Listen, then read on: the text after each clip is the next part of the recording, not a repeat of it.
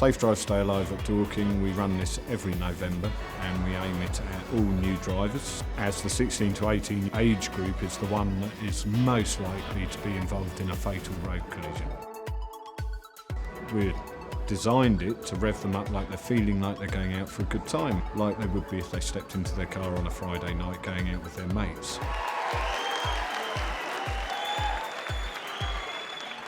You're all here because you've either just started driving or you're approaching driving age, and the emergency services are really concerned about the glorification of road traffic collisions. As I said, today doesn't make easy viewing, and it is a wake-up call for the heavy responsibilities you carry every time you get behind the wheel of a car. So, without further ado, let's get on with the show. Thank you. At about 4:20, we were woken by a loud knocking on the door. You've been sound asleep, everything is fine, the family's all safe, everything is great, and then something is wrong with this incessant bang, bang, bang, bang, bang.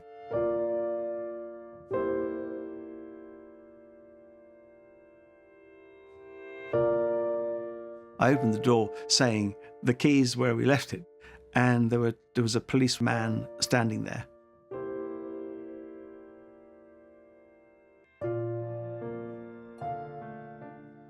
And when they actually told us, it didn't sink in. It's too big. How? How could a young man with that vitality be no more? Hi. My name's Stuart Reid. I'm a police officer with Surrey Police, part of the Roads Policing Unit. When you become a police officer, you go to training school, and they teach you the law, policies, procedures, and they give you your powers of entry, powers of seizure, powers of arrest. But there's one power they give you that they don't tell you you've got, and it's the most devastating power of all. And you don't know you've got it until they tell you you have to use it. And that's the ability to walk up your drive, knock on your door, and say to your mum or dad, I regret to inform you that your son or daughter has been killed in a road traffic collision. I'm so sorry. And it's as matter of fact as that. There's no finesse in doing it. You can't flower it up. It's cold, hard facts. And I have to say, I've lost count the amount of times I've had to do it. As leading firefighter, I assess the scene, looking for casualties. And it's not long before we find some. I walk around the rear of the car, the back door's open, and lying on the road is a guy, his head is in a pool of blood. I've never seen so much blood. Now the ambulance arrives, and I liaise with the paramedic, check him over for signs of life, but there's nothing there. So we cover him up, sadly, and we move on. Looking for further casualties, and in the front of the car, slumped between the driver and passenger seat, there's another guy, and he doesn't look in a good way either. So as the medic and I squeeze into the wreckage, the medic takes a neck pulse, and as his fingers push in, thick congealed blood pours down the guy's nose. It's another lifeless teenager.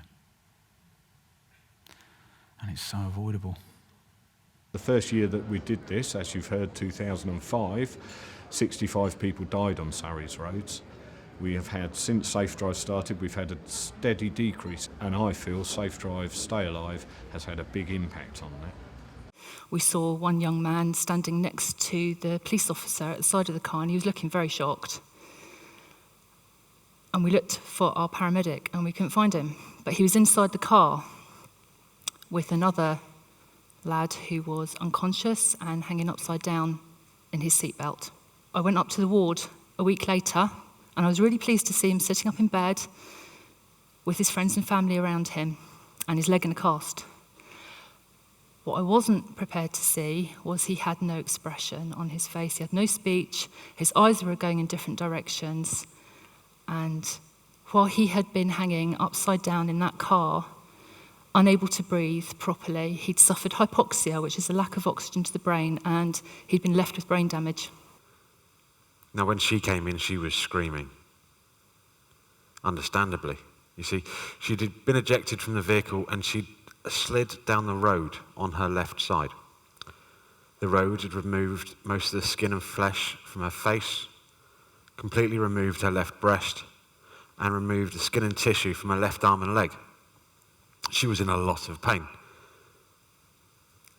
No amount of painkillers that I was going to give her was going to be able to control that pain. Prevention is much better than cure. Okay, so if I can prevent a car accident, so prevent a child coming or young person coming into my department from a road traffic collision, then it's going to save lives ultimately. If it just makes one of you stop and think before getting into a car, then that's what I'm doing it for. I last spoke to him on Christmas morning, and he'd also spoken to his girlfriend Jenny. He was so excited and full of his plans. And I was worried, as mums always worry, and I said to him, I told him I loved him, and I said, Tim, have fun, but take good care of yourself. And he said those words that will always haunt me. Don't worry, Mum, I'll be fine. It was quite hard to watch, like, when the people came out and they were given their actual experiences. Like, that was, like, because normally you watch, like, an advert or something, but it was actually real, so it was scarier, like, that it was real life.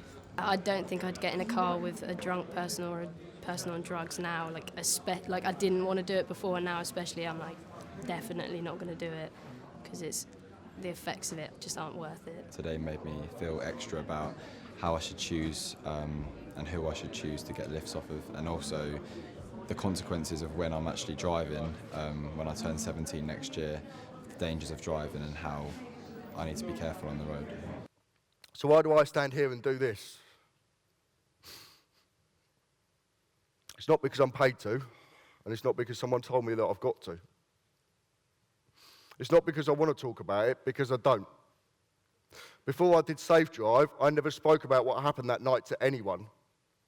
It's private, it was personal, it was mine. It was my last moments with my best friend. And I felt like if I spoke about it, I might let go of the pain. And if I let go of the pain, I'd let go of him, because that was all I had left of him. So I held on to it and I wrapped it up tight inside me, not ready to let go of him. I do it because if just one of you listens to one of us and changes your opinion from "it will never happen to me," just happens to other people, to "what if?" Because I believe that's the biggest difference that you can make. You tend to think that your life's quite easy when you haven't had anything like drastic happen, but seeing like the first-hand experiences of others makes you realise how dangerous driving can not only benefit you within that exact period of time when the accident happened, but the overlapping experiences of throughout the years when you have to still deal with the consequences. We think it's vital in Surrey that Safe Drive Stay Alive goes out to the young drivers, because it does have an impact on them. It really has an impact, and what we want to do is to try and ensure that the young drivers in Surrey respect the responsibility they have when they're out on the roads in their vehicles, and respect all the other road users. In my view, Safe Drive Stay Alive, every young person should see it, because it could be the difference between life and death.